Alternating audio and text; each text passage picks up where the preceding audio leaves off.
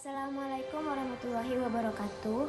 Perkenalkan, nama saya Elvari Erosita, NIM 190311100104 dari Program Studi Agroteknologi Kelas C Fakultas Pertanian Universitas Trunojoyo Madura. Pada video kali ini, saya akan membahas acara ketiga, yaitu mengenai simptomatik. Untuk memenuhi tugas praktikum bioekologi UPT. Selanjutnya, saya akan membahas sedikit mengenai simptomatik. Simptomatik merupakan bagian dari fitopatologi yang menyelidiki dan membandingkan gejala yang ada pada penyakit tumbuhan. Pada umumnya, tumbuhan yang terkena penyakit akan menunjukkan gejala yang khusus. Gejala adalah perubahan pada tumbuhan itu sendiri yang disebabkan karena adanya penyakit. Selanjutnya, secara morfologi, gejala dibagi menjadi 3 bagian. Yang pertama yaitu gejala nekrotis. Gejala tersebut disebabkan karena adanya kerusakan sel, bagian sel atau sel yang mati. Yang kedua yaitu gejala hipoplastis, di mana gejala tersebut disebabkan karena terhentinya pertumbuhan sel. Yang ketiga yaitu gejala hiperplastis, yaitu di mana gejala tersebut disebabkan karena adanya pertumbuhan sel yang melebihi biasanya.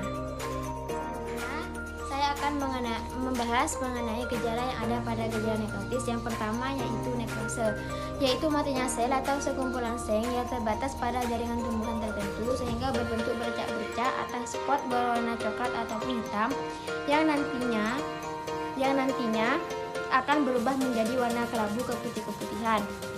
Yang kedua, terdapat kloros, yaitu perubahan warna dari tumbuhan yang awalnya berwarna hijau menjadi kuning akibat rusaknya klorofil. Yang ketiga yaitu perforasi, yaitu gejala nekrose yang diikuti rontaknya sel yang mati sehingga membentuk lubang. Yang keempat yaitu kanker, yaitu matinya sekumpulan sel pada bagian yang berkayu. Yang kelima, eksudasi, yaitu keluarnya substansi pada bagian tumbuhan dikarenakan penyakit. Yang terakhir yaitu busuk, yaitu gejala nekrose ini biasanya dipakai untuk bagian-bagian yang tebal. Berikut ini contoh penyakit pada tanaman cabai. Tanaman cabai biasa diserang oleh beberapa jenis hama dan penyakit. Untuk tanaman cabai ini diserang oleh hama thrips, di mana daunnya akan terlihat garis-garis keperatan, terdapat bercak-bercak kuning hingga kecoklatan dan pertumbuhannya kerdil. Bila tanaman ini dibiarkan akan kering dan mati.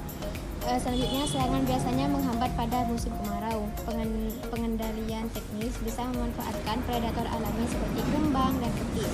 Penyakit yang menyerang tanaman cabai ini bisa disebabkan oleh virus, bakteri maupun jamur. Selain itu, tanaman cabai ini juga terserang penyakit bercak daun yang disebabkan oleh jamur Cercospora capsicum, di mana gejalanya terdapat pada bercak-bercak bundar berwarna abu-abu dengan pinggiran coklat pada daun. Bila serangan ini menyerang daun, maka daun akan berwarna kuning dan berguguran, dan biasanya menyerang pada musim hujan, di mana kondisi kelembapan cukup tinggi. Pencegahan penyakit ini dengan memilih benih yang sehat, bebas dari patogen.